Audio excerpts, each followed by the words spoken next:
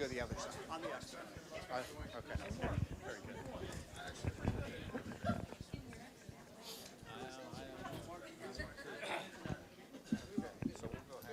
Okay.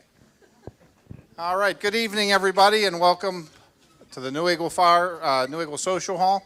Before we get things started, I have the pleasure of asking Sydney Cease, who is a 10th grader from Ringgold High School, who's going to start off, if I can ask you to rise for the singing of the national anthem.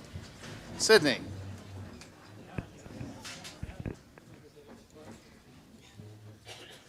Oh, say, can you see by the dawn's early light what so proudly we hailed at the twilight's last gleaming, whose broad stripes and bright stars through the perilous fight o'er the ramparts we watched were so gallantly streaming, and the rocket's red glare, the bombs bursting in air, gave proof through the night that our flag was still there.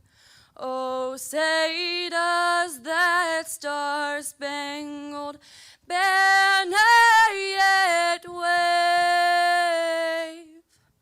o'er the land of the free and the home of the brave?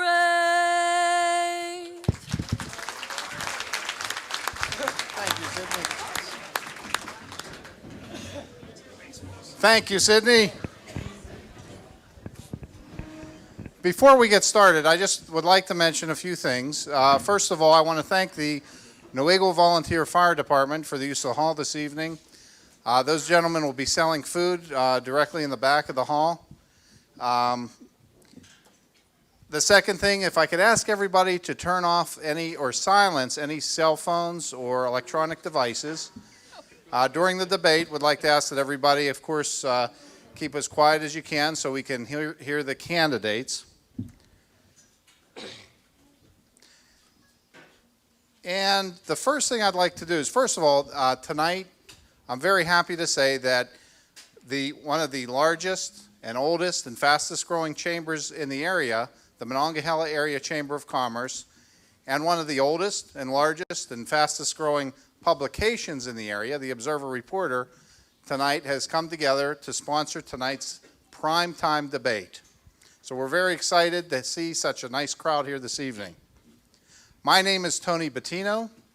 I am a local resident, a local businessman, and more importantly, president of the Monongahela Area Chamber of Commerce. We're hoping everybody will learn a little bit about our candidates tonight. The 49th District, as most of you know, has been held by Pete Daley for many years. And surprisingly, he recently announced his retirement, which has opened the door up for a slew of candidates to pursue that state representative seat.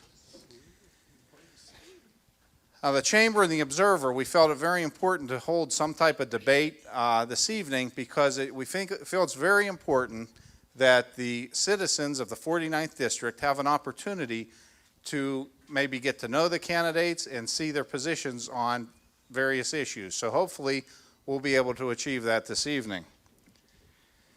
And honestly, and if I could make a statement, if our area is to move forward, if our area is to improve, we as citizens must hold our political leaders accountable. So we want to encourage participation in the political process and get people, first of all, to vote and to pay attention to what our political leaders are doing. It's very, very important that we encourage good leadership so we can move this area in the right direction. We also, as citizens, I think we need to set our own goals in our communities. This is our home. This is where we live. This is where we work. This is where our children go to school. So it's very, very important that we take these issues seriously. We take the leadership seriously. Whether you're Republican, whether you're Democrat, whether you're a liberal, or whether you're a conservative, we all have one common goal, and that is the betterment of our communities. Now, beyond the debate tonight, again, I'd like to ask everybody that's here and anyone you know that please vote in the upcoming primary and participate in the political process. Now, at this time, I would like to go ahead and introduce our candidates.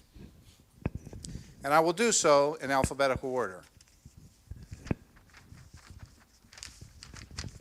First, we have Mark Altarisi, Randy Barley, Alan Benyak, Donald Bud Cook, Brendan Garay, did I pronounce that correctly? Gary.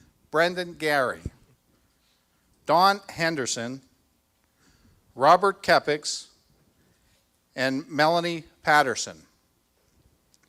I'd also like to introduce our timekeepers this evening, Sis Frazier and Randy Rodriguez.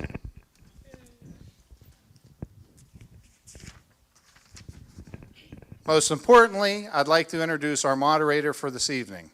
Our moderator is Mr. Brad Hunt.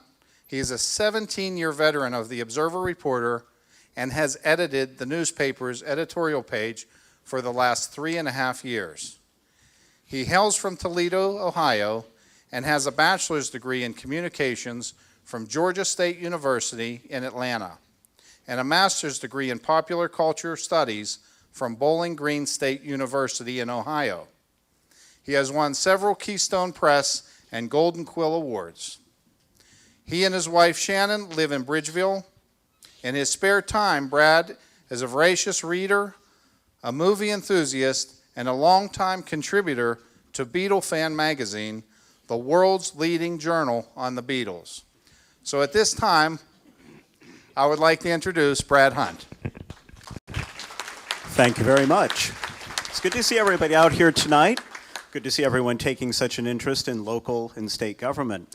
It occurred to me just when I arrived here that the last time this seat was open, people were getting ready to watch the final episode of MASH. That was in February of 1983. Ronald Reagan was president, and Thriller, the Michael Jackson album, was #1 on the album charts. So that was quite a long time ago. And one thing that did not exist then is the website observerreporter.com, observer-reporter.com. The Observer Reporter existed in 1983, and it existed many years before then as well. This event is streaming on the Observer Reporter website tonight, and that is the first time in the newspaper's history that something is streaming live on our website. So it's also going to be up on YouTube, so if you want to go home afterwards and watch it again, go for it. There you go. I mean, the wonders of modern technology. Give you a little bit of a idea of what's going to transpire tonight. We're going to give the candidates a minute and 30 seconds to make opening remarks. And then rather than just ask every candidate the same question, I'm going to sort of bounce around the table a little bit, call on different candidates to answer different questions, and so that way, hopefully this will be a little bit more lively. The candidates, most importantly, will be on their toes, and we'll all learn a little bit more about where they stand and the depth of their knowledge on the issues that are important to this district. And as Tony said, if you all could silence your devices, that would be great, and keep any cheering or jeering to a minimum. Just don't do it, okay? So, all right, I think we are ready to go. So let's get this show on the road. All right.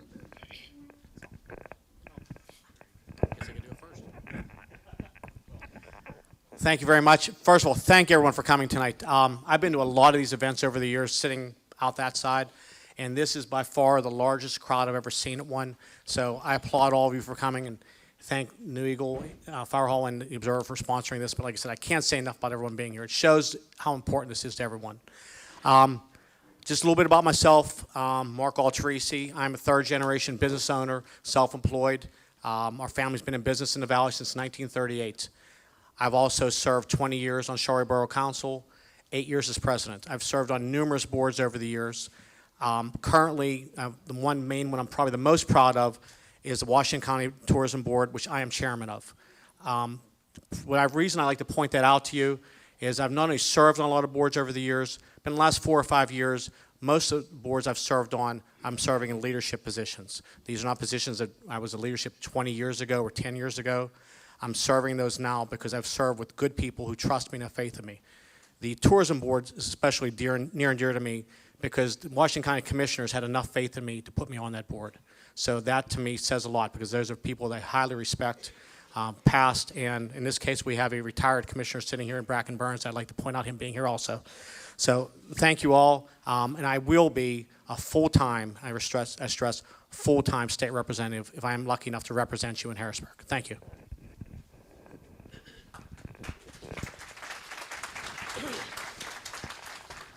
My name is Randy Barley. I'm from Cole Center, PA. You know, the most recent thing that's been here in the news is the funding, Pennsylvania funding problems. I don't believe that it's a problem. I do believe that we're just funding the wrong aspects of our society. I've dealt with federal money in Washington, D.C. I was a project manager, $1.5 million a month, close to that, on a routine basis. More importantly on that issue, I got to see exactly the type of personalities that deal with your money. You know, it's not coming out of their paycheck, it's coming out of your paycheck, and I got to see exactly how they manipulate the system. I disagree with it. I've been and that's one of the reasons that I am doing what I'm doing. This will be the 8th time I ran for this office, and what I've uncovered in the last 16 years, really, has been some good ammunition if I were to be blessed with a job like this, because I'm tired of going to community to community and not seeing a thriving place. And I would appreciate your support. Thank you.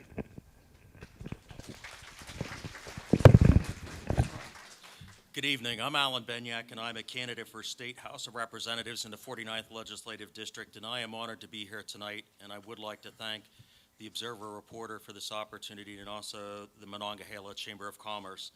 This election is the most important election that the Mon Valley will have in 34 years because you will be deciding our future and where we are headed. After 30-plus years of decline in this area, we are on the cusp to rebrand ourselves and remarket ourselves, and it's a blank slate. It can be whatever we want it to be. I am very positive about the future of the Mon Valley and have a hearty respect for our past and what we have been through, but I'm looking to our future, not to criticize what has happened here. I feel very honored to be a candidate and among 7 other people that really have their hearts in the right places. I am an attorney. I live in Carroll Township. I'm a former Army officer, and I will promise you one thing in Harrisburg: I will work very hard for the 49th District every single day for working people, for veterans, and our senior citizens. Thank you.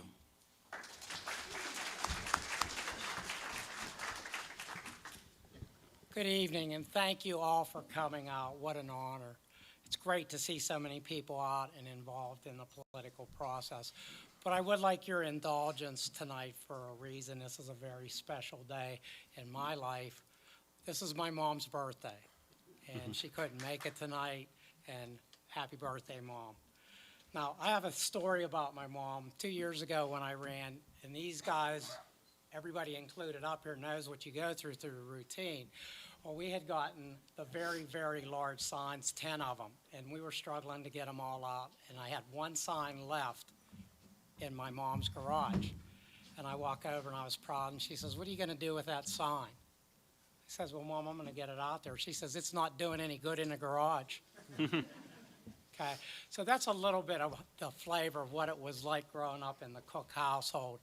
I always tell people the story about when you learned to swim and dive was all one lesson. After the last debates, I always ask people come up to me and said, you did okay, you did all right, you did this well. But I always ask them, could you give me some constructive criticism? And one of the pieces I got from the last debate was you sounded angry. And I thought about that. I am a very passionate person about tasks that I undertake in games. So please don't confuse my passion for anger. It's an off-on switch with me. You get 110% or nothing.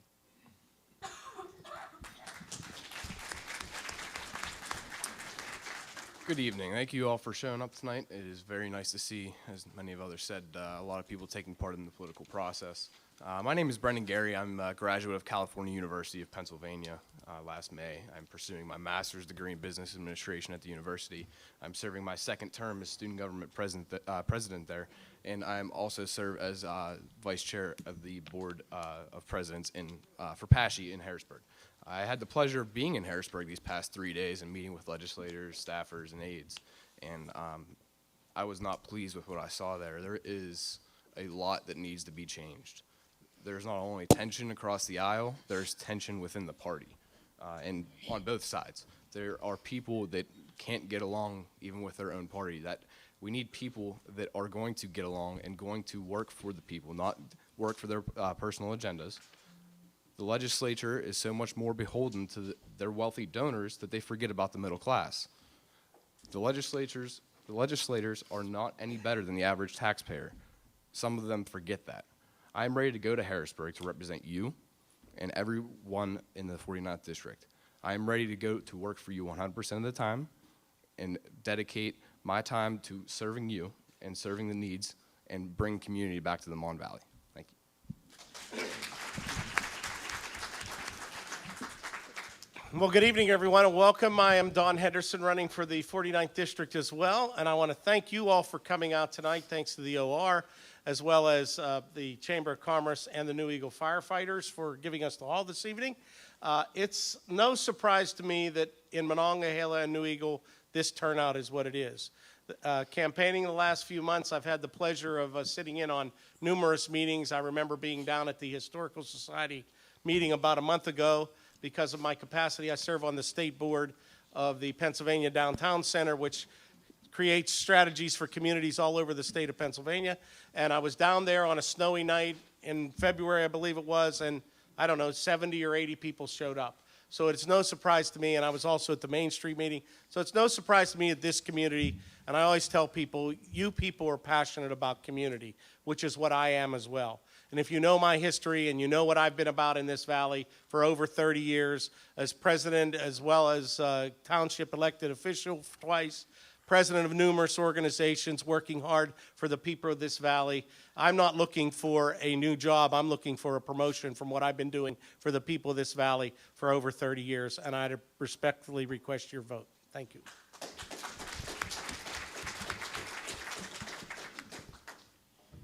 Good evening. Good evening, everyone. I'm Bob Kepix. I'm running for Democratic State Representative. This is my hometown. This is where I grew up. I'm glad to see so many of my friends that I went to school with and so many friends that are here to support me. My counsel's here, Tom Deal, Kenny Kulak, my police chief back here, Brian Tempest. I'm the mayor of Monongahela, been the mayor for the last 8 years. Before that, I was on council for 10 years. I want to do some things here. Also, I serve on the board of the chamber here, which is hosting this tonight. I'm one of the trustees. Also, I belonged on the board of Tri-Community Ambulance, and I was a fireman for 20 years, 15 here, 20 years in Monongahela. What I want to do is bring back jobs to this district. I want to bring back monies for the distressed areas. I want to redevelop the river property along the recreational and commercial use. I want to try to save Cokeberg's Dam, which the DEP wants to drain. I want to do stronger legislation on the war of drugs. I want to do better statutes for the aging and citizens and retired people who have problems with their pharmaceutical right now. I appreciate your support. like I said, you've seen what I've done in Monongahela, and I would do the same if I was elected in the 49th District. I have never missed a meeting, only one meeting in 8 years as a mayor of Monongahela, and I would take this and then take it to the next level. So I appreciate your support.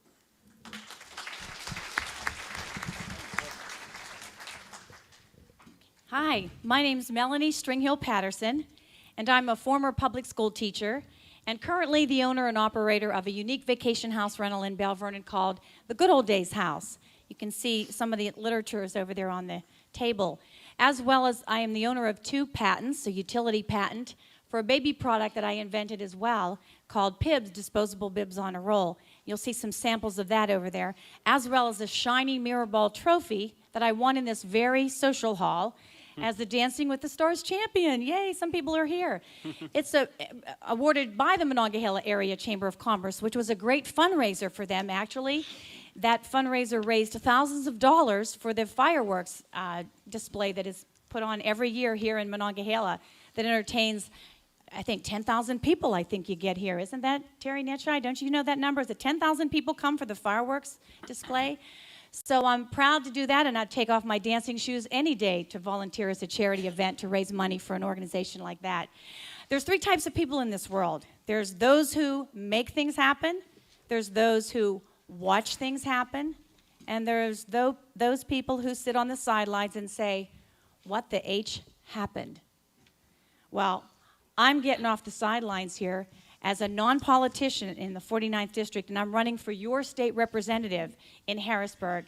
And I need you to go to the polls and vote this primary on April 26th, and be very careful to vote for the right Republican. Thank you. All right, thank you, everybody. We're going to actually swing back over to that end of the table and start with Mark Alterisi. If you go to the state legislature, you'll be replacing Pete Daley, as we've said here. And he was in the legislature for 33 years. And I was wondering what you think his greatest accomplishments were during that time and his greatest failures, and how you would improve on that record. Wow, loaded question right off the bat. Thank you. Pete, over the years, and I've gotten to know Pete fairly well over the years, actually helped him in a lot of his campaigns, quite honestly. Pete, for a long time, was very, very dedicated. And quite honestly, all my years on council, anytime I would pick up the phone, I would call Pete. He was very insightful, very helpful for anything. And he really was passionate about this area. I can't say he wasn't. He was always there for advice, and which is something, you know, when I got into this, I was a lot younger than I am now and had a lot more hair at that point. But he was there, and he tried to help whatever he could. Couldn't always help. I mean, let's be honest, you know, sometimes you'd ask for money for help for things and ask him for things, but he couldn't always be there to do everything he wanted to. If I would say anything, and I don't want to be disrespectful, but I think no one should stay that long in anyone he's at. I'm a firm believer in term limits. Through no fault of his own, you just kind of get a little stale if you're there that long. And I'm not knocking Pete at all, because he was very good at what he did. But I think for the good of the people, you need fresh ideas once in a while. That's why even when I was on council, after 20 years, I didn't lose an election. I retired from it and stepped away because it was time to get new, fresh ideas and fresh faces.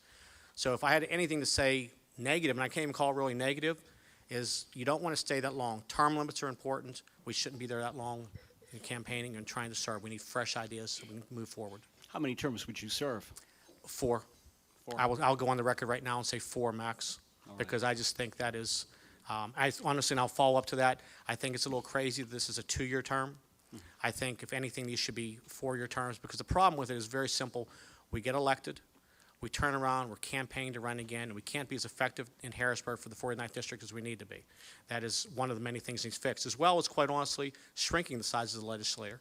We have too many. We need to cut it down. I have plans and ideas on how it could be more district and zoned a little bit better. I think talking to some people, one thing makes it more logical is the communities should be continual. Start at one end of the state. Pick a number, however many people you think should be in that district. Doesn't have to be what it is now, and that's something everyone will have to agree upon. And you go community by community. And when you get to that arbitrary number, at that point, that's where it ends. Because hopscotching around, the way this is set up now, is absolutely ridiculous. Every one of us knows the way we're running around to different areas that should not be part of the same district, it makes absolutely no sense. So that's quite honestly one thing I'd like to see changed, and I'd like to do if I do get a chance and fortunate enough to serve in Harrisburg. All right. I'll pose the same question to Melanie Patterson. Do you support term limits, and what do you think were Pete Daley's successes and his failures? Well, actually, yes, I can agree with Mark Alterisi. We definitely need to shrink the size of government and also to look for term limits. And, you know, you read my mind, Mark. I think the more time we spend on the campaign trail, the more apt you are to become vulnerable to outside groups and people that interfere with your true focus on what you should be doing as a state representative. As far as Pete Daley, I think he was very good early on. He was a great state representative for our area, did many things, but that's water under the bridge. So I'm ready to look forward to some new leadership and a breath of fresh air for the 49th District. All right. Okay. Well, next question is for Alan Benyak. A bill that would outlaw discrimination against people in Pennsylvania based on their sexual orientation and gender identity has been languishing in Harrisburg. Governor Wolf is about to sign an executive order that would prohibit discrimination by state contractors based on sexual orientation or gender identity. Would you support the bill that outlaws discrimination based on gender identity or sexual orientation? That's still in committee. Absolutely. I couldn't think of anything better than to be a champion for all people, because once you start discriminating on one person, whether it's based on their religion, the color of their skin, their ethnicity, whether they're a man or a woman, then you are going to ultimately discriminate on everybody, whether it's dealing with sexual orientation or gender issues. I would fully support any legislation like that. I think it's a great idea. I think Governor Wolf, this is one of his shining moments in what has been not the greatest year and a half for him in his administration. So I think it is a moment for him to rise above and lead by example with the executive order to outlaw that with the state contracts. Yes, I would support that legislation, absolutely. Yeah. So you wouldn't support anything like they've recently enacted in North Carolina or Mississippi or anything like that? No, I've only followed what's in the papers on, Right. on that in North Carolina. I'm really focusing on Pennsylvania, not Right. North Carolina. But no, I think when you hate on one person, you're going to hate on everybody. So, and I'm not a hater, and I'm a more of a collective person. It's one big tent, and there's room for everybody under this tent, no matter what you are. And so, I will never be in a legislature where I'm going to be casting a vote, a hate against a person. Absolutely not. That will never happen with me. How about you, Bud Cook? What are your thoughts on that? Well, we support, any law against discrimination and legislation of that nature. Also have a problem with executive decrees. And we are a representative government. And even though these are areas that we need to move forward in and would support things like that, when a governor or a president starts doing executive orders, that leads to a different path. So you support the legislation, but the path there is sort of questionable. Okay, very good. Right, next question is for Bob Kepix. Anyone driving into this area, Monongahela and New Eagle are separated by 36, but to anyone who's not from around here, the border between the communities would be hard to distinguish. And the same goes for places in Washington County like East Washington and the city of Washington. Would you support any kind of legislation, any kind of initiative on the state level that would encourage communities within Pennsylvania to merge and at least, or at the very least, kind of combine services a little bit more? Well, we already combine services. I mean, New Eagle and Monongahela, in fact, our police department is already contracted with New Eagle, Monongahela, and Finleyville. So we already do combine services as far as the police. The fire companies have mutual aid. If there's a fire, New Eagle rolls, Monongahela rolls, and Carroll Township rolls. Our street departments work together, so, they do paving every year together. So, we already combined a lot of services there. And as far as legislature, yeah, and down the road, I think the cities and the city, and whether it's a city or a borough, they're having problems, financially. if it has to be merged, that's another thing to look at. Okay, yeah.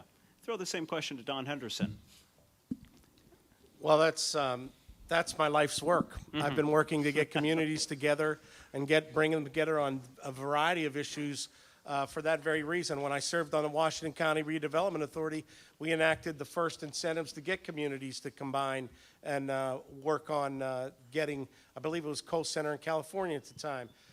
As far as my personal, I until recently served on the intergovernmental cooperative that's together for communities throughout the valley. We've been working on different services we can share, different initiatives we can put forward. I also served on with Fallowfield, Charleroi, North Charleroi, Spears. We worked together and just got funding for a regional comprehensive plan.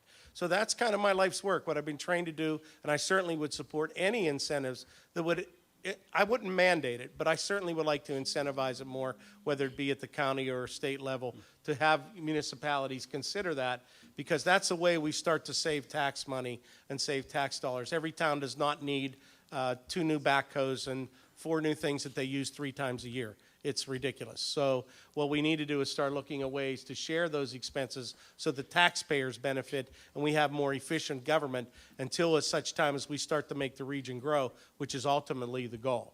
And people who are looking for a place to put a business, they want to see that your government body is efficient as well. So they want to see the governments are cooperating because they don't care where the line is when they decide to put their business somewhere. They want to know that these governmental organizations are up to date, up to speed, and cooperating with one another. All right. This question's for Randy Barley. Recently, Governor Wolf and all the living former governors of Pennsylvania advocated the merit selection of judges on the appellate level and continuing to allow communities to vote for judges on the magisterial and the district level. This would require a change in the state constitution, and the legislature would have to vote to approve it in 2 sessions before it would go before voters. Is this something that you would support? No, I wouldn't. You would not support that? No, I wouldn't support that. I would have to look at that more in depth, but an elected position, there's a lot of advantages to having an elected position. Now, the biggest disadvantage to any elected position is that the voters get discouraged, and then your level, the actual voter turnout drops. So your special interests can control that. I can only imagine what that would happen like on a judicial end. Mm-hmm. I've some constituents that have pointed areas out like that to me, and we won't get into that, but an elected position, hey, this is the United States of America. All you have to do is look at other countries, and whenever they struggle to get that vote, you know, I think that it's an honor to run for an office. This will be the 8th time that I ran for this office. Face it, in any other country, I probably would have been in the river or shot or something like that. I remember seeing those that country in the heart of Africa. They won the right to vote and nobody came out to vote. Why? Because they were being shot. 3 years later, they were standing in line waiting to vote why they were being shot. So no to that question. Yeah. Thank you. Yeah. Mark Alterisi, do you support merit selection or keeping it as is with Supreme Court and Commonwealth Court judges being elected? I think they should be elected. I think the people do need a say in what's going on. I think, you know, when you get into the merit selection, too much can go on behind the scenes. The people need to have input, and that's in all levels of government. That being said, I mean, there may be some possibilities of looking at the other and without totally researching it. You know, it's kind of hard to say exactly, but I think the people need to have as much input as possible in everything. You know, that's why they do the retention every 10 years from the judges. Because if you don't do that, you know, and most judges do get retained. There's very few times it's ever happened they haven't. But you need to at least give the people the opportunity and make them part of the process. I suppose the argument would be, though, that the process this last time around was so infused with money and special interest money from lawyers and people who would have had business before the court that the process is perhaps tainted in a certain way? Now, that's a different question. Now, if we get into that, now, that's a whole other story. Yes, and that gets into the whole thing with campaign financing reform and putting limits on money and being a better watchdog on how money's spent. And that's not just at the judicial level. That's at all levels. So that's a whole different question. You know, when you get into that, then yes, I mean, you do have to watch that. But you have that corruption at any level, because how is it any different than the money that's being spent at any level of government, whether from a race like ours all the way to the presidency? Because no matter what, when you have people contributing, there is a possibility of that. And you have to hope that these judges are honorable enough that's not going to happen. Can it happen? Absolutely. Is it anything foolproof and 100%? Nothing is foolproof and 100%. But you still have to give the people the opportunity, because truly this is their country and they need input in it. And when you don't give them that input, you're not being fair to the people. That takes hold of democracy and the republic for which we stand for. Yeah. All right. Okay. Brendan Gary, pronounce your last name correctly. Haven't heard from you yet tonight. You're 23. You're just 23? Yep. Born in 1993? 1992. 92. And at the League of Women Voters Forum last month there at CalU, you talked about the amount of debt you've accumulated as a college student. And I was looking online the other day, and across the board, across the country, state support for colleges and universities, state-sponsored, has decreased by 40% since 1980.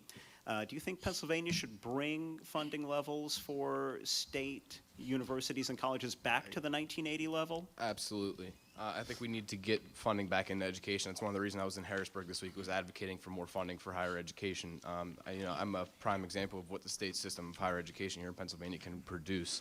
The students here are, burdening themselves with insurmountable debt just to go to a four-year college. I think everyone in here that's a student can attest to that. It's unbelievably, you're unable to pay your way through anymore. And if you're willing to work, and I'm working 2 jobs right now, I work a third on the side, I'm running for office, I can list what I'm doing and brag about myself, but that's not why I'm here. I'm here to explain to you that I'm working 2 jobs just to make ends meet, and sometimes a third. I shouldn't have to do that when I'm pursuing a college degree, my second college degree now, a master's degree. The state system just received a $20.6 million increase with this last budget that the governor let become law.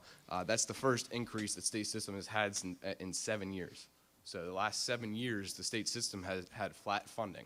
Now, you index that into inflation, that's a decrease over 7 years. I mean, we know the costs go up. So we need to get back to investing in our future. We need to look at the state system and all higher education as an investment, not an expenditure. We are not an expenditure. You're investing in your future and our future, because we are the future. And I say we on behalf of college students across the campus, because we have great things to come, and we need to enable them to do so. Where would we find the money? Well, you need to look at where money is being spent. I've been doing some research around on, the latest article I looked was the lawmakers' expenses and the per diems of what they're spending money on. It's ridiculous. I think it's $10 million last year the State House spent in expenditures on operating. That's not salaries included at all. So, I mean, you're talking about where this money is being spent. I think we need to investigate where it's going and where we need to invest it more. Is that decreasing the legislature? Maybe. And I think we need to, instead of always finding more revenue, look where we're spending across and where we can take from to move money around a little bit. So. I'll pose the same question to Bob Kepix.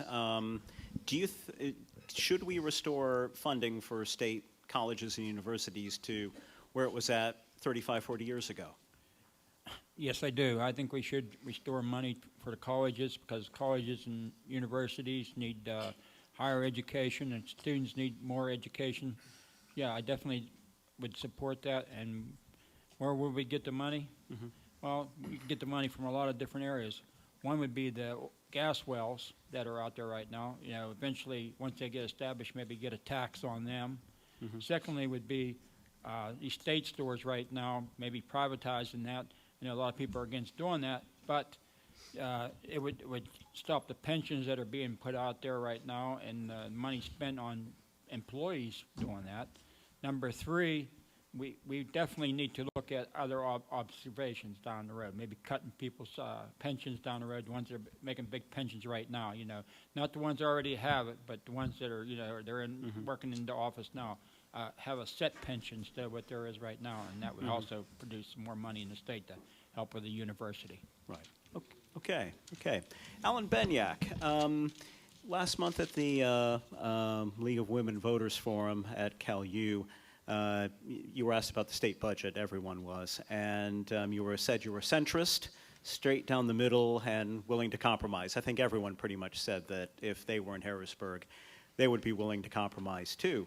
What are some of the specific areas of the budget, if you become a state rep, that you would be willing to compromise on? Because it can be easy to say you'll compromise, but then, when push comes to shove, I think everyone going into the state legislature, no matter who it is up here, and out of the 203 that are in the General Assembly and the 50 senators that are there, 253 people, have to go to Harrisburg with an open mind and be able to respect each other, whether it's Democrat or Republican. And that is partly why we have gridlock today, because we have a lack of respect for each other. So I think everyone, if you go there with an open mind about these issues with this particular unfortunateness of the 2015-2016 budget, we're already starting the 2016-2017 budget. I think that's what everything's got to be on the table, absolutely everything across the board. And I am a centrist, and I am not going to apologize for that. I'm a middle-of-the-road type of guy, and I know the middle-of-the-road type of guys in politics are being forced out.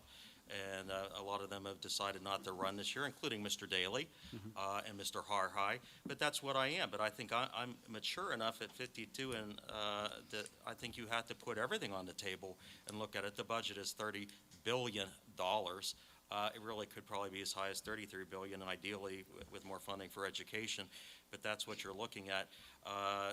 Cutting perhaps benefits for the legislatures. Well, that's less than a minusculely 1/10%. That's really won't help at all. But me going in there, I'm mature enough to put everything on the table and look at it across the board. Would you have voted for the closure package, or would you have hung with Governor Wolf and? No, I think we have to fund our school districts, and our social service agencies, and I was appalled, just like everybody else was. What I'd like to see happen, and I'm sure probably will never happen, would be we have things reversed. What should have happened is that, if you get into the new fiscal year, July 1st, the people who shouldn't be paid would be your General Assembly people and the governor's office, the cabinet, but we would maintain our current level of funding for our school districts and our social service agencies. We had it backwards. They still got paid. And they're not doing their job. They're neglectful. If any of us didn't do our job, we'd all be fired. That's what would happen. So it was completely reversed. Here you have, it just becomes law because someone is neglectful and doesn't sign it. He didn't do his job either, absolutely. So I would have, as a representative representing this district with school districts that are suffering with, in this particular district, I would have voted for the budget just to have it done and deal with it later, hopefully to come to a better compromise for the 2016-2017 budget. So I would have voted for the budget. If I can chime in on that real quick, I would absolutely vote for that bill as well, just like Mr. Benyak said. And one of the things that I found in Harrisburg this week is these Democrats that did compromise are now getting punished for what they voted for. And that's what's so wrong with Harrisburg, is that we can't vote how we want to vote without having to report to someone or get called to the principal's office and say, hey, why didn't you go by what I said? Well, I'm trying to serve my school districts and the people that I represent. These schools are going to close here soon. And you want me to stand up. I'm all for standing up what you believe in, but we need to compromise at some point. 9 months is way too long. Right. It's embarrassing. Very good. It's embarrassing. Very good. And I wanted to ask Bud Cook, same question. What would you be willing to compromise on if you go to Harrisburg? I mean, what specific areas of the budget would you be willing to say that, okay, in order to reach a deal, we can cut that? Well, first and foremost, you have to have some principles, and you make promises and you stick to those promises. We absolutely have to live within our means. You have to run government exactly like you run your family. When you're out of money, you're out of money. The second most important thing is, with all due respect, you can't do it and keep kicking it down the road until the next budget. That's why we're in the situation we're in. And you cannot keep ignoring the pension It is the elephant in the room, no pun intended. It has to be addressed. And you honor those people who came in under the pension plan that they were on, but the new hires, you have to do that. If you're in business, the number one expense you have is your employees, and that's a cost. And pensions and all those benefits are all part of that. So I think once you establish that part, you agree that you're going to live within your means, we are going to address the problems, and then you go out and you compromise on the other ways to get that established and handled. You said that if we run out of money, we run out of money, and the consequences would be pretty dire if the state just totally ran out of money. Well, again, let's apply the principles that we use in our own families day to day and in our business practices, okay? If I run out of money in business, I'm not around very long, am I? But government has the ability to keep reaching out, reaching out, reaching out. Since 1995, whether it was a Republican or a Democrat legislature, government grew, taxes increased. Okay, at some point, you have to accept that throwing money at the problem is not the issue. At some point, you have to say, we can't afford this anymore. And you have to have the fortitude to address that. So, again, you know, we had a discussion the last time we were up here about Act 13 and the $30 million unaccounted for. Okay? Now, that's just Act 13 money. We haven't really dug into everything else that goes on within the Commonwealth of Pennsylvania. We did a little research since our last little talk. That Act 13 report is 1 page long. 1 page. That's it. 14 lines. And each one of the townships are required to do that once a year in order to get the funding for the next go-around. Just in that little minuscule example, $30 million is a lot of money to me. And a wise man told me a long time ago, watch the pennies, the dollars will take care of themselves. All right. Question for Melanie Patterson. When you started, when you announced your bid, you said that unlike career politicians, I've run a business and know what works and what doesn't when it comes to helping job creators and employers. How does business skill translate into political leadership? Wow, like, you know, easy question here. I'd like to address the Act 13, though, since it was brought up by my opponent over there, about the severance tax, which is Act 13. I'm definitely opposed to a new severance tax and feel that it would be the final nail in the coffin here in the 49th District and the Pittsburgh region as well, as far as jobs and economic growth are concerned. This severance tax would be the fastest way to send money directly to Philadelphia. A severance tax will strip money from our local municipalities where they use the current impact fees. That wasn't the question. I know, that but wasn't he addressed the question. it, and I interrupted him. Well, you know what? Okay, let me answer your question. It's about time we elect leaders as a business owner who will address the inefficiencies, the waste, abuse, fraud, and financial mismanagement of government in Harrisburg. I believe this will help tremendously in helping us get out of the hole that we are in right now and to solve this financial crisis that we are in Pennsylvania. And as a businesswoman, that's the way to get out of the hole that we're in. All right. Alan Benyak, how do you think, how does, do business skills translate into political leadership? No, I don't agree with that necessarily. You look at Governor Wolf, who went into the governor's office 15 months ago and went in there and thought it would be his way or the highway because that's what he was used to when he owned his corporation. Well, it doesn't work that way, and he found out the hard way. So his first year and so many months have probably been a solid D-. So I don't think necessarily being a business person, it translates that you're going to be a great leader in the legislature or in any political situation. Actually, just the opposite. I think some of these business people go in there thinking they're going to be able to be the boss. And when you have 254 bosses there, you have 203 in the General Assembly and the State House, and you have 50 senators and the governor, and they all think they're the boss. It's not going to work that way.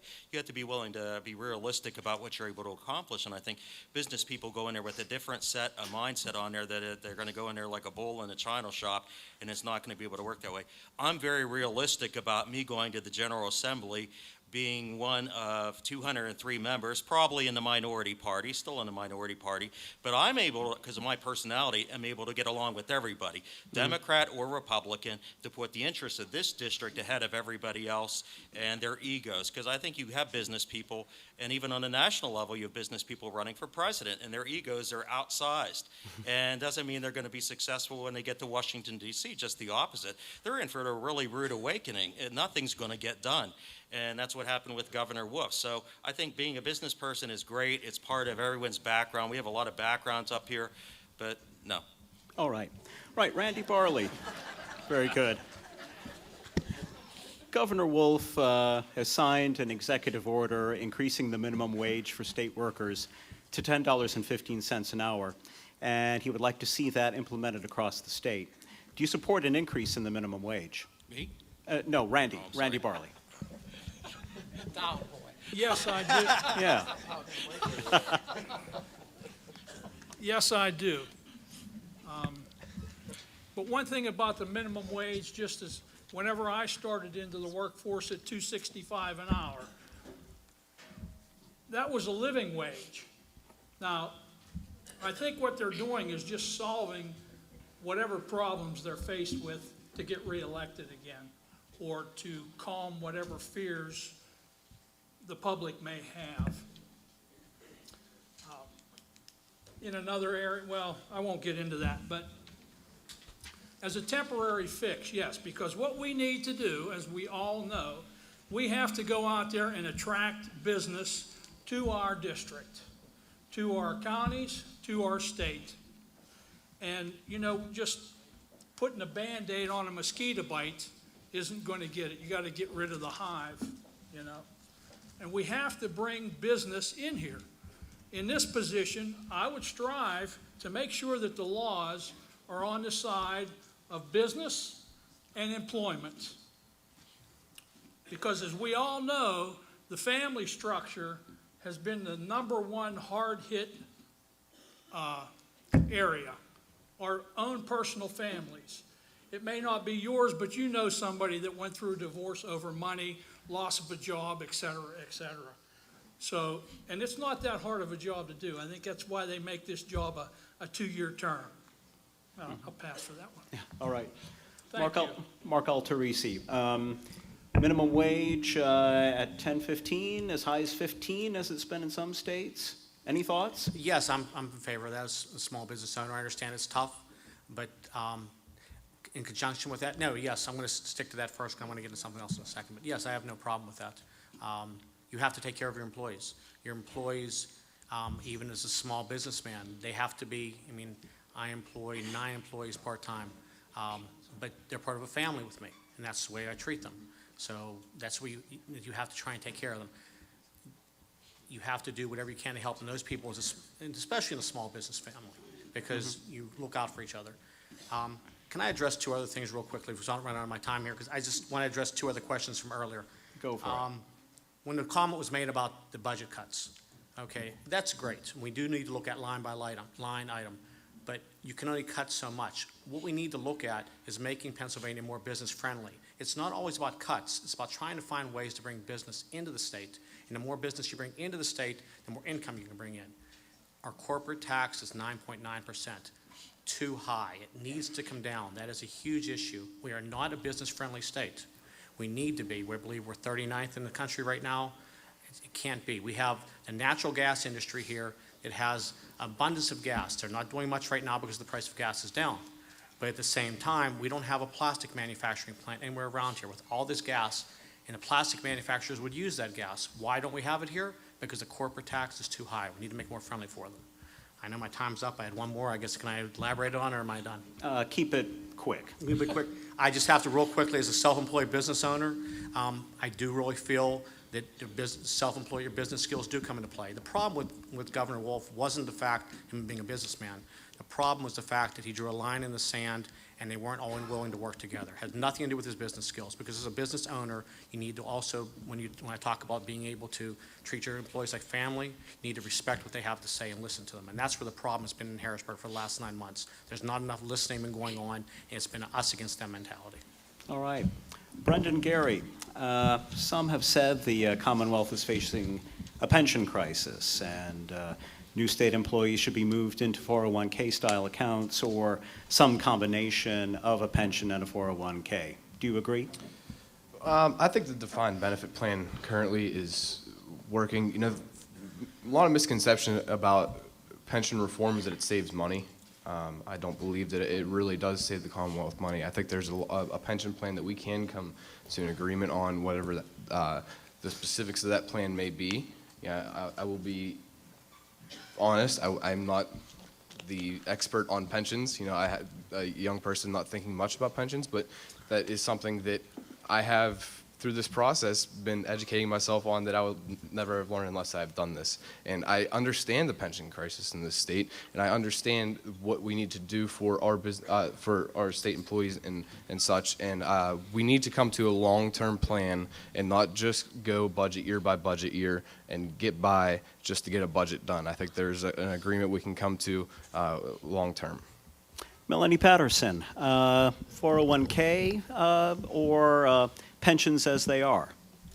Well, since this is a debate and I got cut off earlier, I would like to respond to my opponent's comments about that Act 13 where there's $30 million missing. He has written a letter to the editor unfairly implying that there are $30 million missing and that municipalities have misappropriated funds. It's a law that all municipalities are audited every year. And whereas as many of the small municipalities here have limited resources, the money is not missing, it's just unreported to the PUC. And the second thing is, the impact fee is not taxpayer dollars, to my opponent. The impact fee is paid by the natural gas industry and not individuals. And many of the municipalities here have benefited from that impact fee. California has purchased a few police cars with it. Greene County is now hiring a police force for the first time with the impact money. So that's very important. Just wanted to clarify that because he keeps bringing it up. He wrote letters to the editor about it. That's incorrect information to my opponent. Now, about the pension fraud or the pension reform, I'm the only candidate up here who believes in walking the talk. I'm the only candidate who will not accept a taxpayer funded pension. I'm not taking the per diems. I'm going to walk the talk. That's the only way we can get out of this financial mess that we are in the state of Pennsylvania. All right, very good. All right, Don Henderson. Every candidate says they're going to bring jobs to the community, or they want to bring jobs. Name 3 ways that you as a state representative would bring jobs to the area. Well, since I haven't spoken for a while, I'd like to comment on a couple of things. My tongue is half the size it was here when I started. I know, I got the shake. First of all, it's awfully ironic. I'm a Democrat, ladies and gentlemen, and I stand for democratic values. I will not compromise on more money for education. I will not compromise on pension money that's owed to people that we promised them. I will not compromise on those issues. I also will not compromise on funding for local law enforcement or compromise on protecting workers in Pennsylvania. Those are things I won't compromise on. So anybody that sits up here and is willing to compromise on those issues, I don't know how they're running as for a Democratic seat because I'm not willing to compromise on those. So we were talking about creating jobs. In my prior position, and I've been in a Main Street manager, which our primary job is to support small business. I've developed some programs for funding for those issues. Just gave out 3 $10,000 grants, one to a business right here in Monongahela. It was part of our efforts with River Towns for the Smart Grant program. We gave out 3 $10,000 grants, a program that I developed and wrote with the cooperation of the River Towns. So The last 15 years, as well as being a borough manager, we developed a lot of training and things for businesses. So that's kind of what we've done and what I've been doing as part of my jobs for the last 15 years. All right. Open it up to the whole table, everyone, since you answered the question. We'll go down the line. Ask everyone how 3 ways you would bring jobs to the Mon Valley and the district if you become a state representative. Well, the first, obviously, I just touched on. I didn't know what you were going to ask next with the, making it more business friendly. That's the first, lowering the corporate tax. That's first and foremost. That gives you your sustaining jobs everyone's talking about. I think some of our regulations with DEP are a little tough, and it makes it sometimes tough for businesses to participate in Pennsylvania also. I think we need to look at some of that. And really just bring our minimum wage up. I think those are three things to focus on and get us going in the right direction. All right. Randy Barley, how do you bring jobs here? Well, the first thing is to make the area attractive to that. We already have the infrastructure in place for that. If you remember through the years, politicians would campaign on infrastructure. Well, we need Route 43. We need roads. Those are all in place. Next thing you have to do is go out there and manually get that. Get out there and do the job. Go to business owners.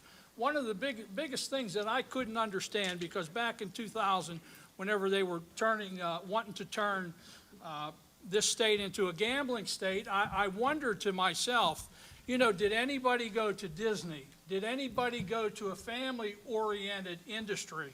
Since we're going to be a tourist state, okay, well, we can still focus on the family. Nothing against the industries we have, with a few exceptions in there, and they go straight to funding.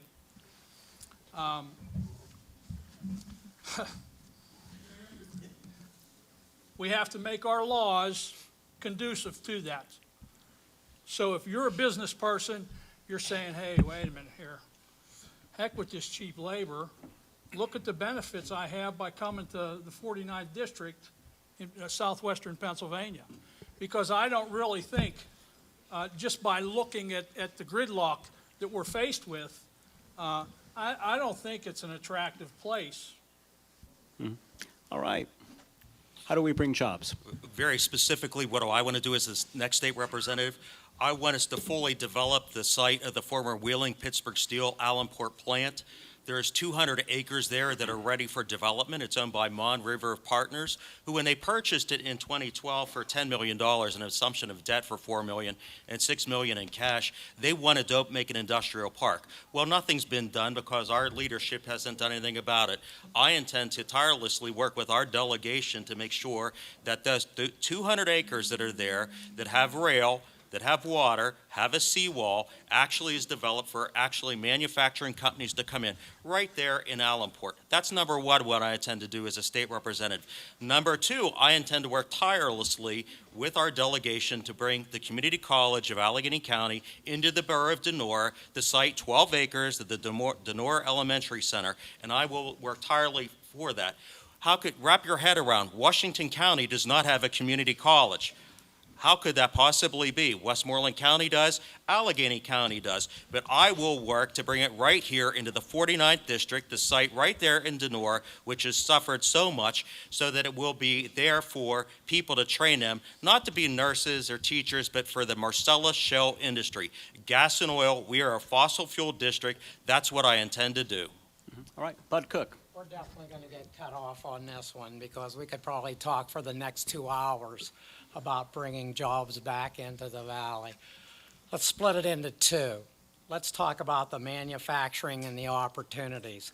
And this, believe it or not, is tied into our drug epidemic, which we haven't talked about in the last 3 debates so far to this point. We have blight, industrial blight, all up and down the Mon River, Denora,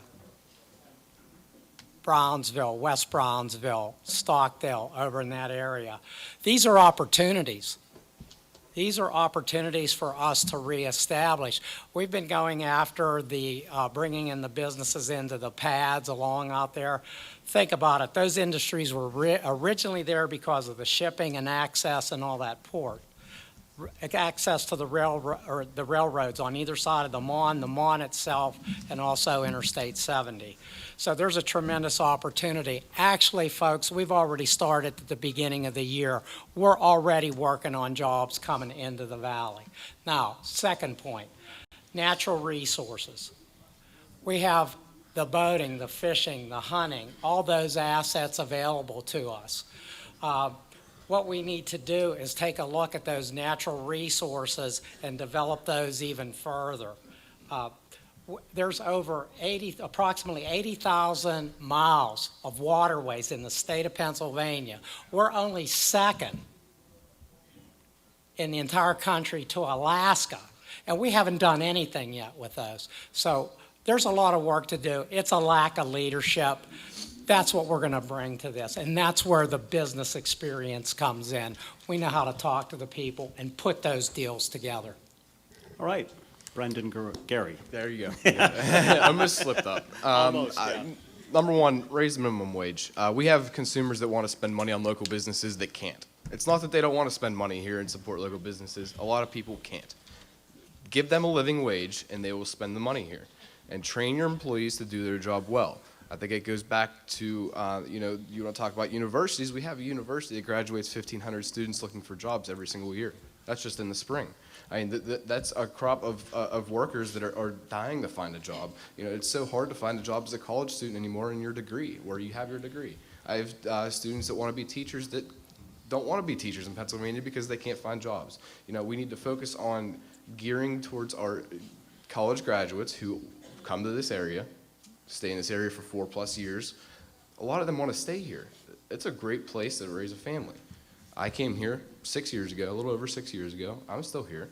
I'm a good example of what can become of investing in our future and giving opportunities to our college graduates that has from a university that graduates so many each year. And it goes back to number one priority, raising the minimum wage. I think that solves a lot of issues, more than just one specifically. So that's main priority number one. All right, and Bob, what would you do to bring jobs? Well, first off, I would be, you said me, right? Yeah, Well, they started with that question. yeah. Don't throw anything at the monitor. You still want me to answer about the jobs, right? Yeah, right. Okay.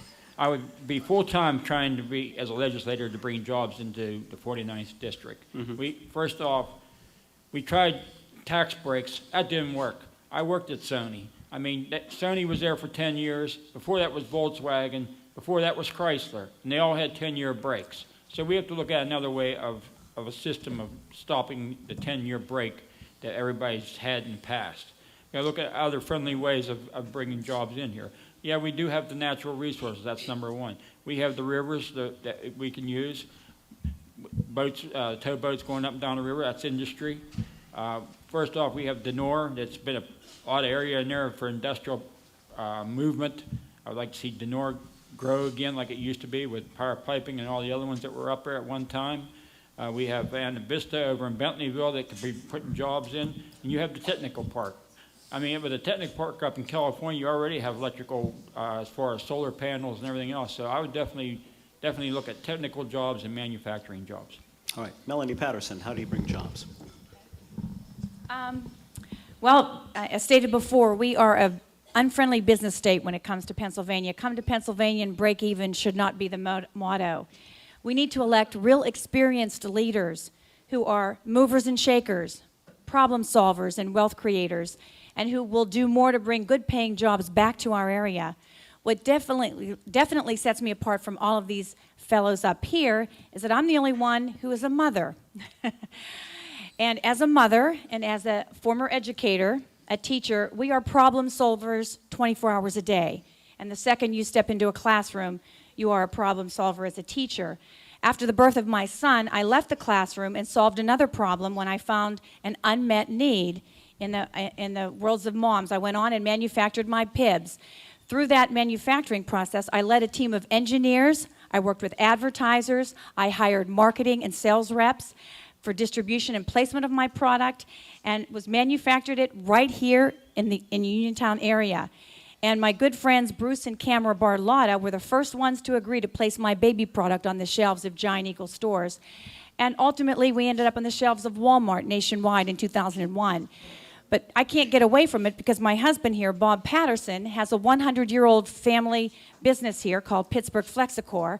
It's a local union manufacturing plant that has employed hundreds of men and women over the years right here in Monongahela. In 2005, he invested $5 million to create a more cost-efficient manufacturing plant right along the river in Denora, where he employed 50 people about 10 years ago. Now he employs 20. That's not good. Something we certainly don't want to see continue in the Mon Valley. We need good manufacturing jobs, and we want to attract new jobs by lowering taxes, government regulations that ultimately hinder economic growth, and we need responsible regulations as well, and to focus on the most important things we can do for the people right now, and that is to create jobs for local residents and to ensure quality education at a price taxpayers can afford. All right, why don't we take 15 minutes and we'll come back and have a little bit more.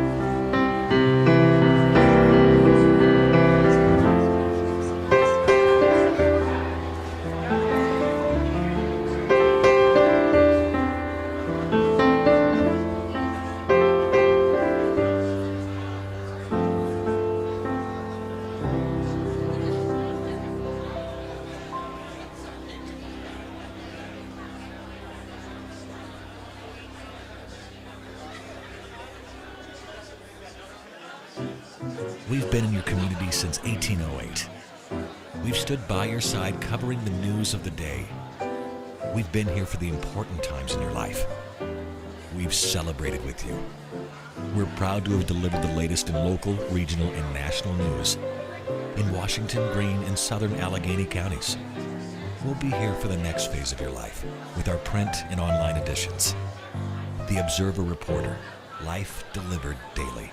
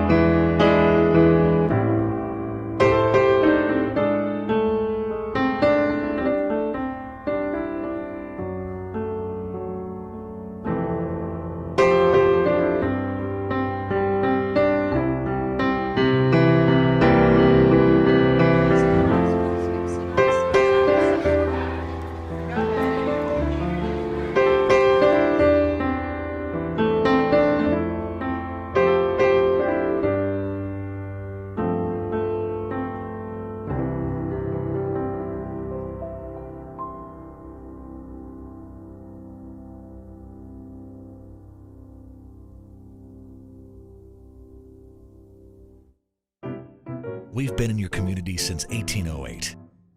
We've stood by your side covering the news of the day. We've been here for the important times in your life. We've celebrated with you. We're proud to have delivered the latest in local, regional, and national news in Washington, Greene, and southern Allegheny counties. We'll be here for the next phase of your life with our print and online editions. The Observer Reporter, life delivered daily.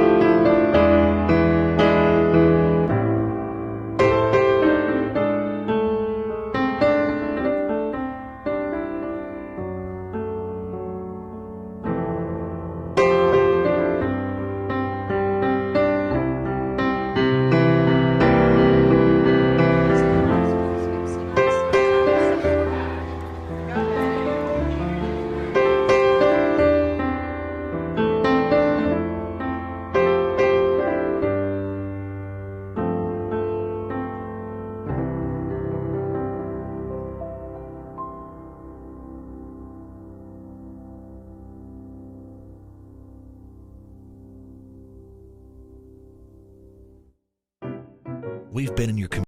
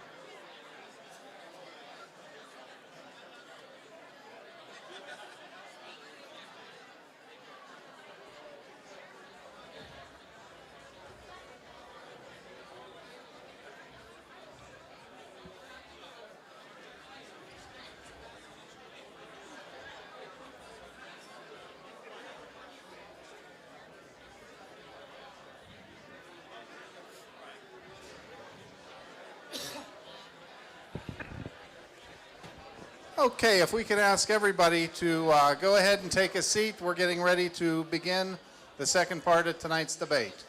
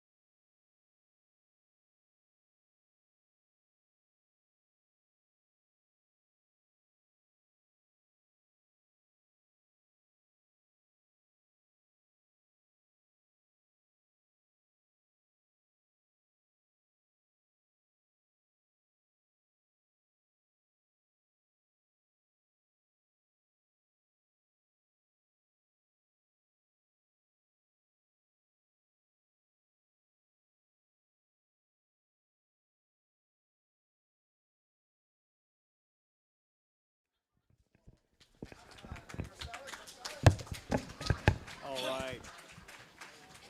Thank you very much.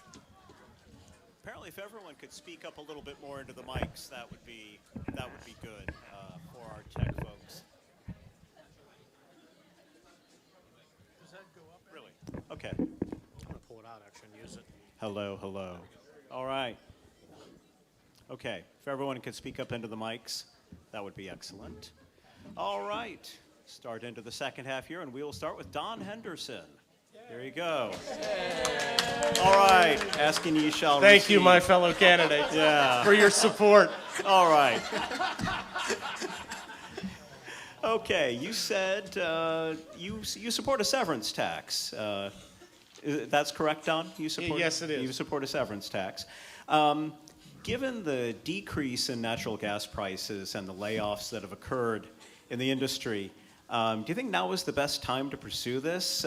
Has the moment to pursue a severance tax kind of come and gone? Certainly not. We have gas.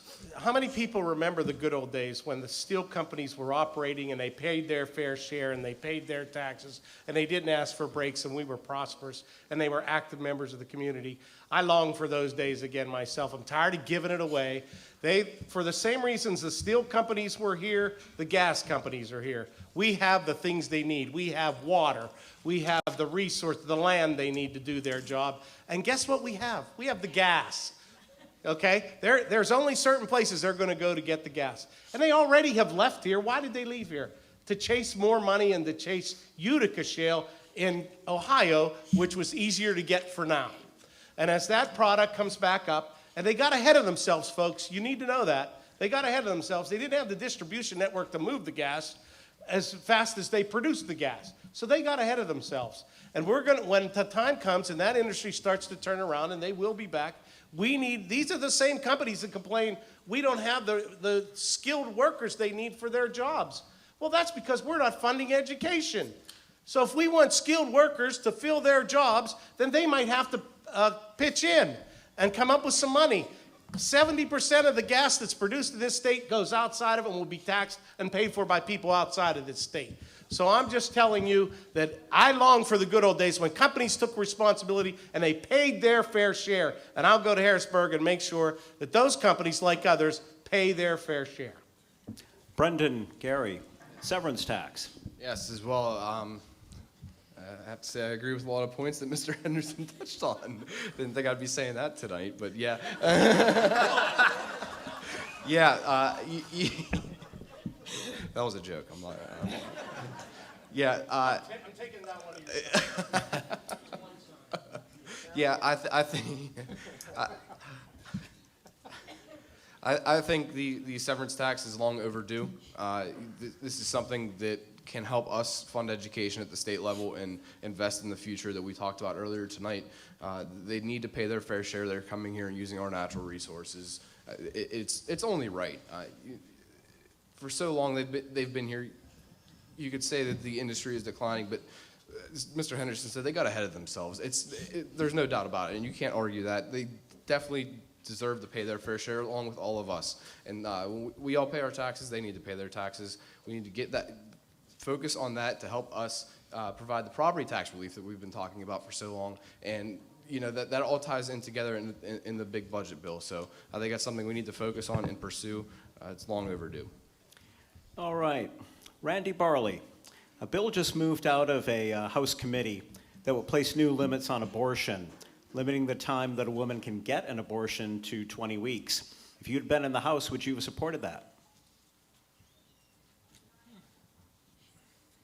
Well, this is a real touchy situation here.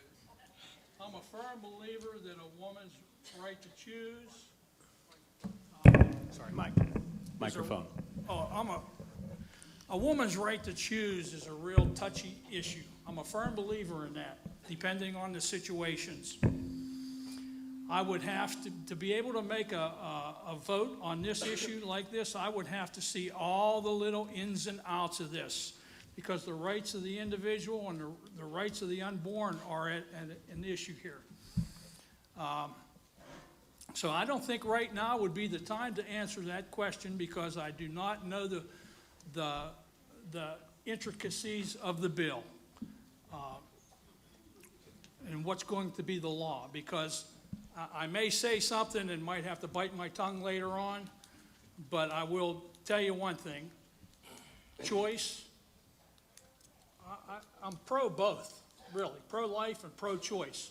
And there's a fine line that, as we all know, goes into that. And the reason that I'm giving you this type of an answer is because it is so sensitive, and this is really close to my heart, because I already know what's going on in Harrisburg. Okay, we're going to make this an issue, but then whenever you get down to page 3 or page 4 and you say, hey, wait a minute here, and then that could be the difference in a lot of things. All right. So I would have to just leave it at that right now. Okay. Well, Don Henderson, how would you approach that? If you were in the State House, would you support that bill? Absolutely not. This is another attempt by the Republicans to get, 70% of Americans are fine with the way things are right now. And why it comes up now after you went through, it took you 9 months to get a budget through in this House. And now, right now, when you're 3 months away from that, another budget you need. Shouldn't we be working on the next budget and not working on this issue that divides our country and divides some people in our state, and even 70% of people don't have a problem with it? Why would they bring this up now? It's a diversionary tactic from them actually doing their job and sitting down and doing the right thing and doing the business of this state that needs done in a timely manner, so we don't end up in the same mess that is coming up now in 3 months. Let's get to work doing what we put them there to do. This was not what most of them ran on or said they were going there to do. All right. Okay. Can I touch on that real quick?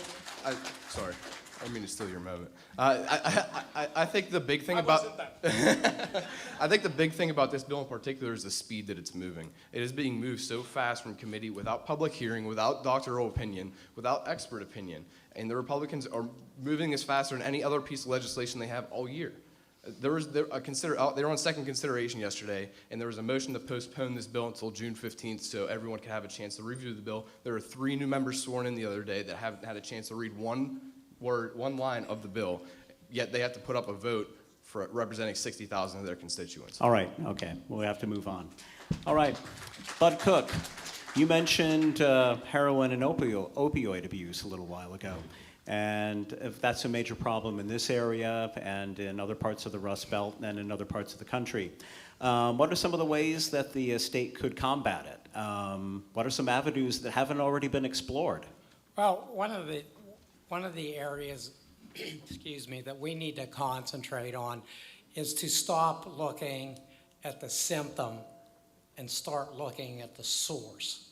What is the cause of the situation we're in? And it's a major issue. When you go door to door, every 4th, 5th family has somebody that they either work with, they know, or a relative that's had to deal with this epidemic. And it's an issue that we can no longer ignore. I mean, one of the areas that is really troubling, and you may not know this, but is the way that the treatment structure is put together in order to address this. And there are actually grants being provided to people who are not qualified to deal with heroin addicts. We have actually recovering addicts treating current addicts, and they do not have the credentials in order to do that. And this is unknown to us. So that entire system needs to be reviewed, how we're setting up our support people, and we need qualified professionals to be treating our epidemic. Mm-hmm. Brendan, what would you do? Part of my time at Cal, I helped form with the Alcohol and Other Drugs Coalition, we formed the PARC. It's the Prevention Awareness Recovery Center. We need to treat addiction as a disease. There's no doubt about it. I mean, I don't think anyone will really disagree with that. And we need to do what we can to get education, prevention, and awareness out there and educate our citizens. And that starts way early in early education, educating these students all the way through school, K through 12 and beyond. We are taking steps. This is a very big issue at California University. We are taking preventive actions. And I think that's one thing we need to focus on going forward. It needs to be addressed, and it needs to be addressed now. We've been putting it off for far too long and denying that we don't have a problem. It is a big problem, and it's going to hit us in the face. We need to focus on it and hit it in the head now. Okay. Alan Benyak. Looks like medical marijuana is about to become law in Pennsylvania. Is it time to take that next step and legalize the recreational use of marijuana? No, I don't agree with that. I would have voted if I'd been in the General Assembly. I would have voted for the medical marijuana bill. I certainly would have supported that for medical purposes. A lot of restrictions were placed on that, so people understand that you're really not looking at someone actually smoking marijuana. It's actually another format. But as the next state representative, I will not be embracing the next leap forward. No. So you would not support the legalizing the recreational use of marijuana or decriminalizing it? No. Okay, you would not. All right, Melanie Patterson, would you support the legalizing the recreational use of marijuana? No, absolutely not. But you know what? I do support tightly controlled medical marijuana. That doesn't include the intoxicating chemicals that the regular marijuana does. This is a personal issue for me, as I watched my younger brother suffer from cancer, and in his last days, he lost his days with cancer. The medicines that he was prescribed just weren't working anymore. He had a morphine patch that would have killed 8 people, and the only thing that could have given him relief, that did give him relief, was the marijuana. So I think we would be foolish to deny people who have illnesses that this medical marijuana can treat. Would be foolish not to look at that and let that happen. All right. Okay. Mark Alterisi, if you make it to the State House, would you be a vote for or against liquor privatization? Nothing that's going to hurt our unions, and that's the problem, because there's too much talk about if they privatize it, what's going to happen to our workers. So that's the first thing we have to look at and protect them. Would I like to see, more openness with the liquor in Pennsylvania where we can buy it more freely? Yes. But I think we have to really take a serious, hard look at how it's going to affect the union workers first. And so until we're sure of that, you can't really answer that question one way or the other. That has to be the priority in this. Can I go back to a different question since I have some time left? Sure, go ahead. Real quickly, on the severance tax, and I will tell you I'm absolutely against it. And it's really shocking to me, anyone knowing how much money the local communities get from Act 13 money, because if the severance tax goes into place, the Act 13 money goes away. A community like Charleroy gets approximately $67,000. So they are paying their fair share right now. It's not they're not paying it. So I think we need to kind of jump back a little bit. I mean, because if that severance tax goes in place, all these communities are getting money. You're going to lose a lot of that. The money that you're getting now is going to be distributed throughout the state. So we need to jump back and be sure what we're saying before we say we're in favor of that. So. All right. Okay, Bob Kepix, for or against liquor privatization? I'm for the privatization, but I don't want to see no jobs lost until we see what the jobs are that are currently there. But I mean, privatization would also increase in sales as far as in the stores, which would give more revenue to us.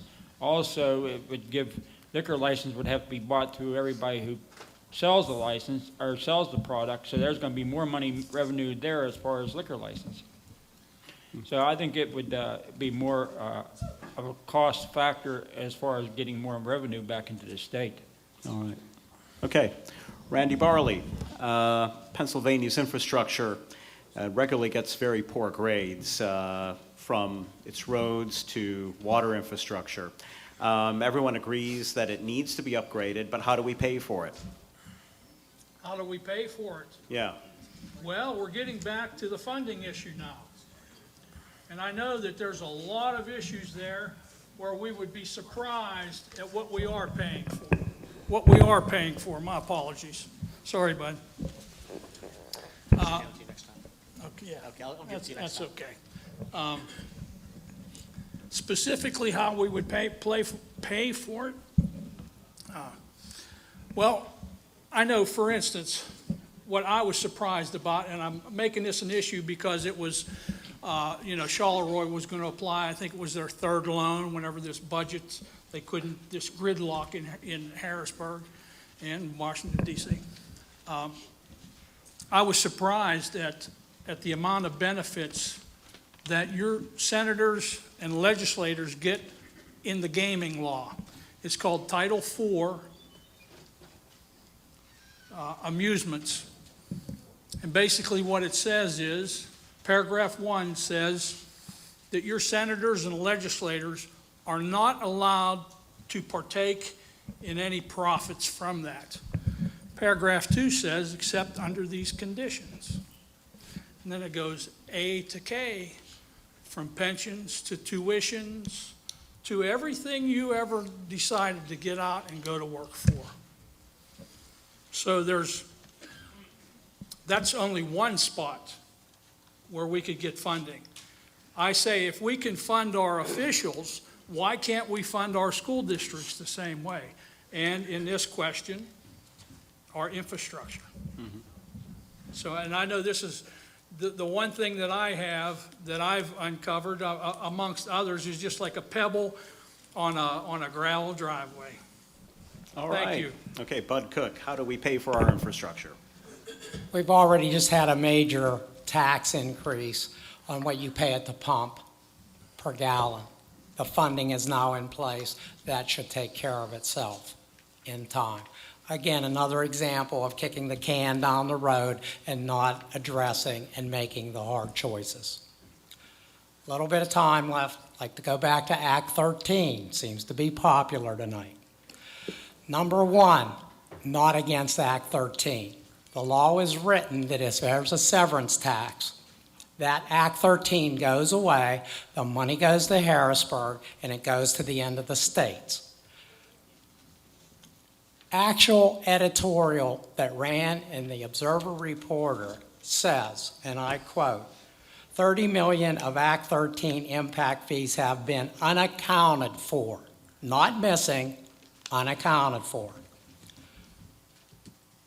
If my selected opponent is okay with not accounting for $30 million, a question goes into my mind, as I would challenge anyone up here, is, are you going to watch the pennies when you get into Harrisburg? That's part of our problem. Money's everywhere, nothing's accounted for, nothing's followed up. This resulted in a review. And I can tell you there's holes in this that need to be addressed because it's rife for corruption and people to misplace money. Most of the people are great. Most of the townships, the cities do a great job. This is a flawed act. But how do we pay for infrastructure? How do we pay for the Oh, your infrastructure? gas taxes. Increase gas taxes. No, you just had a gas increase. Right. Right, so you're addressing infrastructure now that should have been addressed 10, 15 years ago. He's talking about gasoline tax. Right. Yes. Right. Right. But is that enough? Yes, Okay, you think it is. absolutely. All right. And question to Don Henderson. Property reassessments, they're going out in Washington County right now. Some people are pleased, some people are not. And there have been proposals to reform property taxes in the state, taking some of the burden off homeowners and moving more towards sales taxes. But wouldn't that be a little bit more regressive and placing the burden on families who are spending their entire paychecks, who are living from paycheck to paycheck? I have proposed, so you want to comment on Bill 76 that proposes shift to, I am not fully in favor of that plan, and I'll tell you why. There are two reasons. Listen, it's a problem that needs fixed, but it doesn't need fixed to that extent. If you move the sales tax and income tax, then your schools are going to get funded based on how good the economy's doing. Do you think that's a good idea? If the economy goes in the tank, then the schools go in the tank with it? That's just crazy to me. We need a hybrid version of this bill that takes property tax away from people over 65. That's not that hard, people. They're the ones being hurt by it most. Take the school taxes away from people over 65, which a much smaller increase, and let's also get some more money for funding for schools out of that bill with a much smaller increase. Maybe get it up to the deal that the governor had with the Republicans, at least to that level that they reneged on, which everybody seems to forget. We had a deal, it was ready to go, and the governor reneged on it. And let's also put some money in there, maybe a $2,000 tax credit or rebate for people to go to trade schools and go to community colleges and get more kids the next level of education and get them started on another path for a trade, because we hear from all these businesses how we need to get the trade. We need to train these people. Well, let's find a way to do that and find a feasible way to fund it, but I'm not in favor of a total tax based on the economy and which way the economy is going that would fund education. All right, Melanie Patterson. You know what? Do we reform? How do we do this? Do we go with property? Do we bring in an element of sales taxes to take some of the burden off homeowners? Well, there are several ways to do that. The devil's in the details, and the House Bill 76 has a lot of those details that we need to look at. But it's just really out of control spending. In fact, it's been going on for years. In February, there was an audit of the Pittsburgh School District, if any of you saw this. The State Auditor General, Eugene D. Pasquale, said he found $129 million in reserve funds. And it happened on the same day that the Pittsburgh School District was going to approve increased property taxes. They were about to tell the taxpayers of Pittsburgh that we're broke, we have no money, until the Auditor General found $129 million that was in reserve. This mismanagement can't continue. The people of Pittsburgh thought they were nearly broke, and we're going to concede to allow a vote for increased taxes when this mismanagement can't continue. Someone in Harrisburg needs to be a watchdog or a bulldog for your tax dollars and make sure that school districts are being responsible to their students and taxpayers in making sure that money stays in your pocket in southwestern Pennsylvania and not sent over to Philadelphia. So we need to make sure that the available funds are being used appropriately for children, teachers, and to keep the education here in southwestern Pennsylvania. All right. Get us back to the basics. All right. Okay, we're getting close to 9 o'clock, so we'll have some closing statements. We'll start down